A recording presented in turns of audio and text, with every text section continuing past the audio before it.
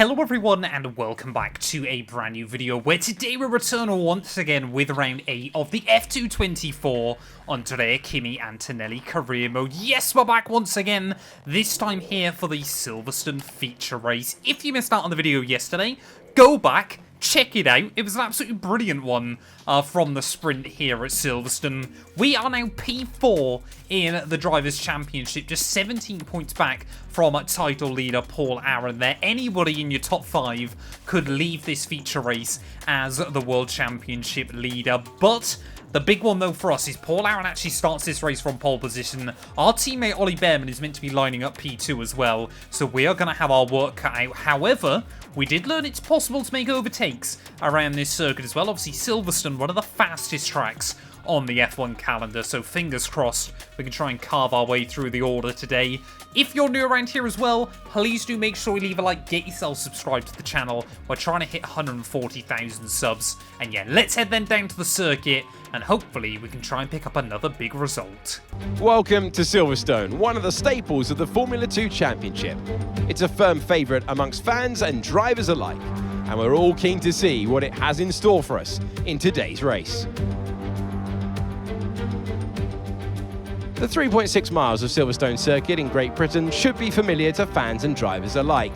Built on the side of a World War II airbase, the track features 18 corners and some good opportunities to overtake at the end of 2 DRS zones, located on the Wellington and Hangar Straights.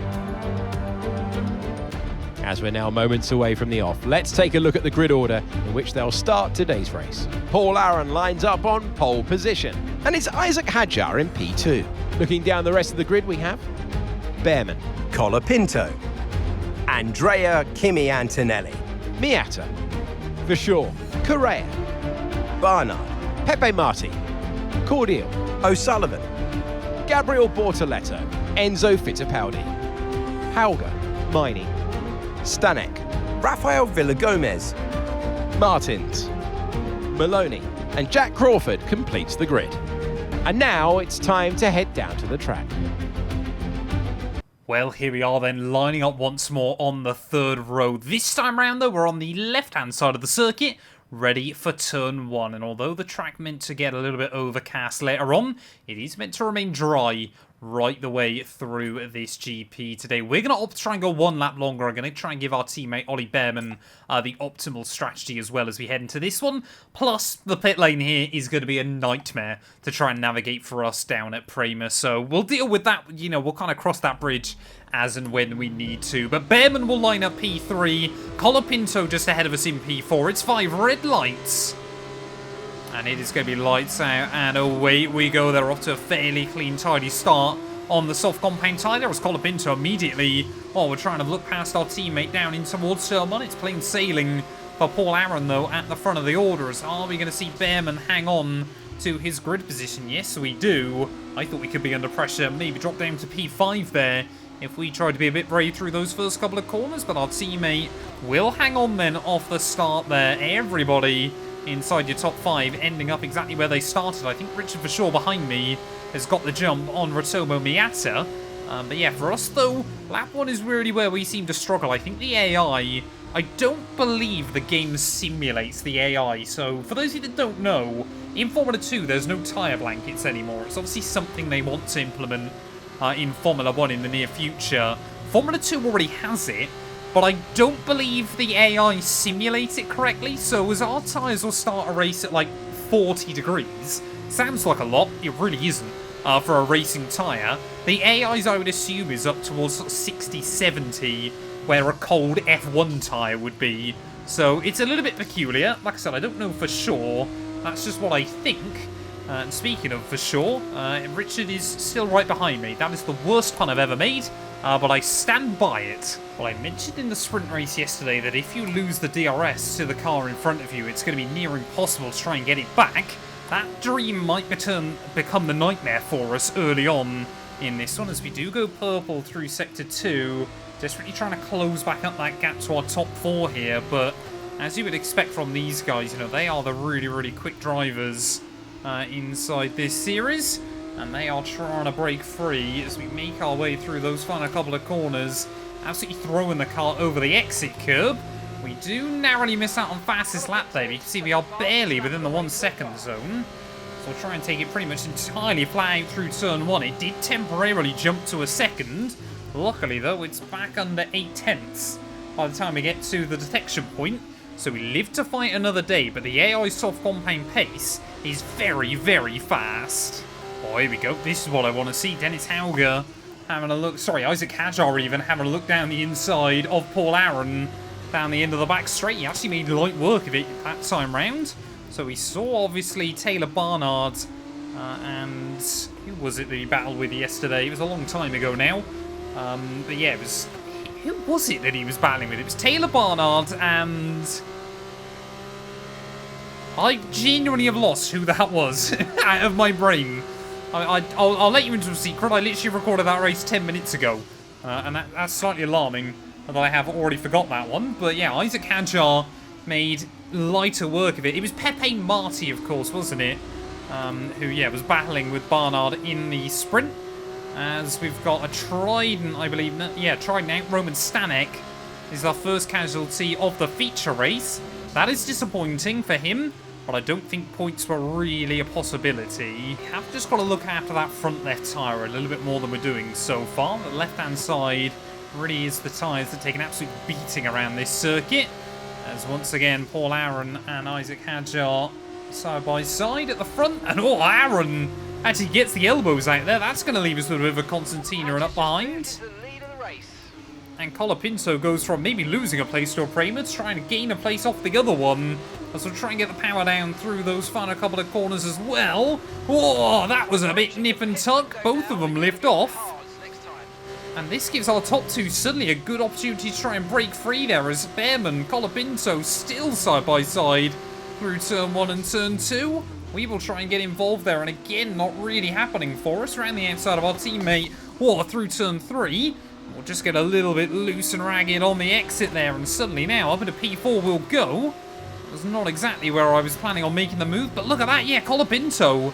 He's lost the DRS to Paul Aaron in front. That might be massive for this GP. Well, it might genuinely be in Colapinto's best interest to let us by down this DRS straight. I think he will just about stay in the range that time round of our top two, but he's going to drop away from Paul Aaron here, I would assume, as there we go. The Estonian, once again, I'm sure we'll try to have a look to the inside of the Frenchman there. No, that time around he won't even get close to him. So that works out quite nicely for Colapinto, especially if Isaac Hadjar is going to start locking up and ended up all over the road. We've got more yellows out, though, for another car behind us. Who is that? Potentially dropping to the wayside again. I can't really see. I believe that's a Dams car. Is that Jack Crawford out again? Surely he's not even back-to-back failures. It is! Crawford out of both races today. How disappointing is that? Well, how many of our front runners are we going to see into the pit lane at the end of this lap? I'm praying Ollie Behrman behind me does opt to pit in, as there goes Paul Aaron again to the inside. I think Isaac Hadjar will be hoping that he isn't pitting at the end of this one, as no one inside our top few cars is. There we go, so it's Behrman behind me. It's the first to blink then, so could our teammate be on for quite a nice undercut here? I mean, we haven't seen a lot of cars in. Taylor Barnard as well will join him. So it's definitely less than half the field that's opted to box here, so we need to try and get on with it and have a look down the inside of Colapinto as well. A big late diving manoeuvre to the inside of the Argentine, and are we going to be able to make the move happen twice this weekend? There's a little bit of wheel banging as we both try and throw each other off the line, but we will reign supreme. Yep, I just watched that happen, Mark. It's right in front of me. We are going to be diving into the pit lane at the end of this lap. There you go, Mark, on the same wavelength, but are we going to see Aaron and Hadjar run as well? It looks like pretty much half our cars did pit on that first one, so I think it is just a half and half split. But will Ollie Behrman be able to maintain the advantage here of that undercut? We are just going to take things a little bit easy on pit lane entry. Make sure 38 miles an hour on that pit lane entry there. That has absolutely screwed us. And unless we get a safety car or something like that later on, we are in big, big trouble, especially as being the first ones in the pit lane as well. We might get slowed down. Luckily, we don't. Oh, Aaron was ahead of me, to be fair. I'll give him that. Paul Aaron was ahead of me before we dived into the pit lane.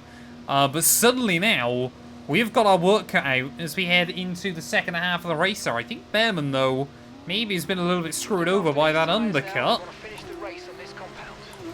As we'll try and put the power down out of the pit lane here. We're actually going to lose that DRS range as well to Isaac Hadjar, I believe. So suddenly, this race is taking a bit of a turn. You can see Behrman, though, is still within the DRS of Colapinto behind. Can we get in the DRS of the cars in front again? Oh, here we go. Isaac Hadjar, Paul Aaron again, side by side just in front of me. So just like we saw in the sprint, all the best battles are at the front of the order there as Aaron again will just hang on the defensive. But that time around, it does mean, yeah, that we do safely get back in the range of our top two. But yeah, for us now, we basically need a safety car. This penalty is going to absolutely screw us in the second half of this race. Unless cars behind battle just ridiculously, the only thing we can really do is opt, if we've got a safety car, pit again, serve the penalty and restart at the back, and then try to fly along on a fresh set of tyres, because, yeah, otherwise we're going to end up finishing probably about P15, and that will be disappointing. Well, I've got to admit, on these hard compound tyres, I think we've got a little bit of extra pace over the two in front of me right now. I don't know whether they've kind of banged front wings at any point. Maybe both lost a little bit of downforce, but you can just see as we make our way through Maggotts and Beckett's, both Hadjar and Paul Aaron are really, really struggling here. As we'll make our way down the back straight once again. Are we going to see Hadjar be able to make the move? Oh, he just backs out at the very last moment. And the Frenchman now might be vulnerable to an attack from behind. Not if we do that, though. Just nudged his diffuser. And for some reason in these cars, that actually affects the car behind more than it does the car in front. Paul Aaron, though, is really, really pushing at this stage of the race. But I need to try and get ahead of Isaac Hadjar here. Don't know why I keep getting Hauger and Hadjar confused. The names are similar. But that is about it. As we will fly down the inside of the Frenchman back at that first proper braking zone. Nice overtake.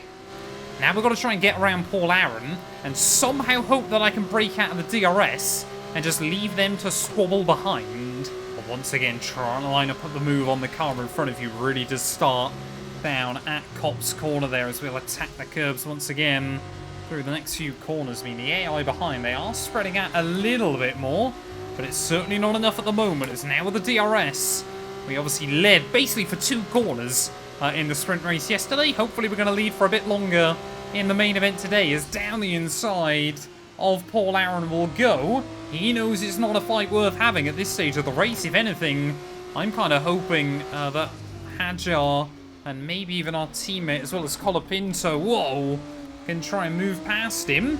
That is not the line I need, though, through the final couple of corners. Huge amounts of oversteer. It's actually going to leave us vulnerable again by the time we get back down in towards turn 1 there. Luckily, Aaron not able to do anything, but we've got to try and go on a run. Oh, there we go. Colapinto now seems to have dropped out of the DRS range, so not too sure what's happened to him. But he's dropped away now behind Ollie Behrman as well, so we should get a better idea as to the gaps of the cars behind there. As you can see, already up to almost 3 seconds. So I think Colapinto, those issues that ruined his sprint race yesterday might be doing the same thing today. That would be a huge open door for us if he can hold up other cars a bit further back. Maybe create a bit more of a divide between him and some of the other AI. That would be really good for us, as Taylor Barnard will move through up into P5. So he's had a pretty good sprint and feature race this weekend. Colapinto, though, not willing to back out of it, and this is glorious. That gap already up to 3.1 seconds. Unfortunately, yeah, for Colapinto now, he's lost another spot. But if he can keep holding up more cars, that would be fantastic news. Well, I do apologise, we are concentrating so much at this stage of the race now. I'm just trying to give it everything towards the end. Even if we could just score a couple of points against the likes of Aaron and Behrman in the championship, it could make all the difference still.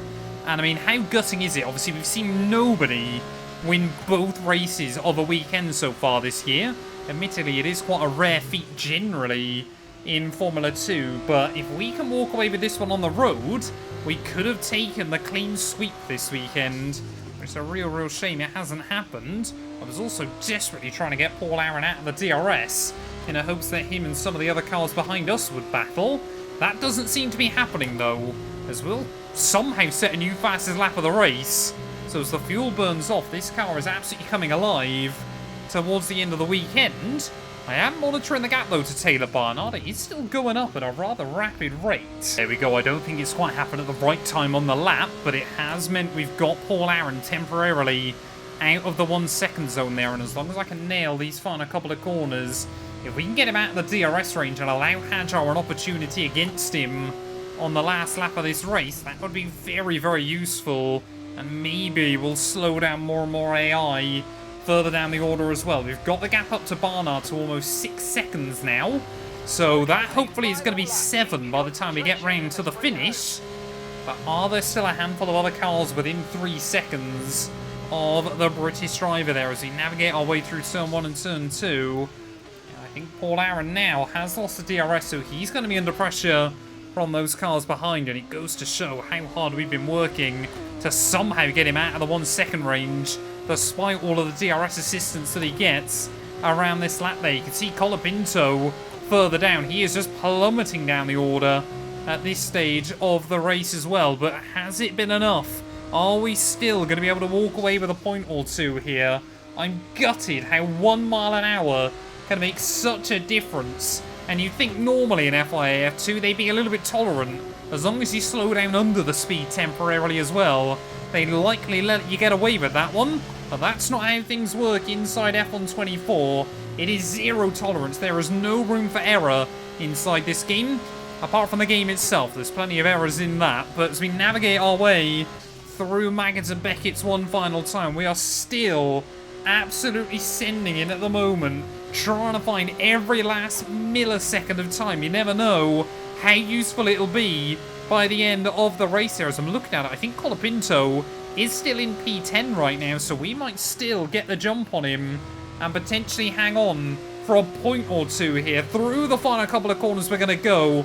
Paul Aaron, it looks like he is going to take the victory yet again and further extend his championship lead. But through the final corner, is it going to be a point despite a BS penalty? Let's wait and see. It is. It's P9. This has been truly magnificent. It's victory for Paul Aaron. Well, it's the team's local track, and you'd think that'd give them a little bit of an advantage, but they put on a show for the fans out there today who will be checking in on their progress.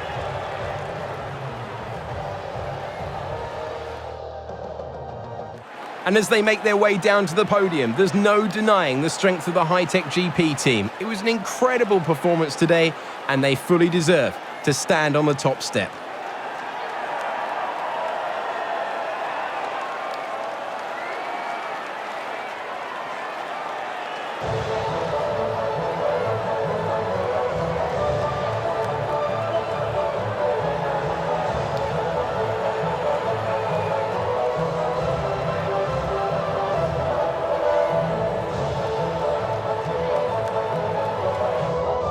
Well, there we go then. Paul Aaron, despite not winning the race on the road, he's done enough once again to claim the full 25 points there. 3 tenths in it between him and Isaac Hadjar. Ollie Behrman in P3 ahead of Taylor Barnard there. Correa, Vashaw, Amory Cordial, Pepe Marti, ourselves and Zach O'Sullivan will round out the top 10. So 3 Brits making it inside the top 10 by the end of the afternoon. I believe that was, yeah, every single one of them has scored some points this weekend as well, which is always nice to see when drivers come back to their home GP as well. What does that do to our championship standings? Well, it gives Paul Aaron actually quite the lead at the top of the table, a 33-point buffer. So as long as he keeps qualifying inside the top 10, that is going to be very difficult to overhaul in the second half of the campaign there. We are still down in P5, just 6 points in it through second down to 5th there with a bit of a buffer ahead of Colapinto and Isaac Hadjar as well. I mean, Taylor Barnard's gone from last all the way up to P14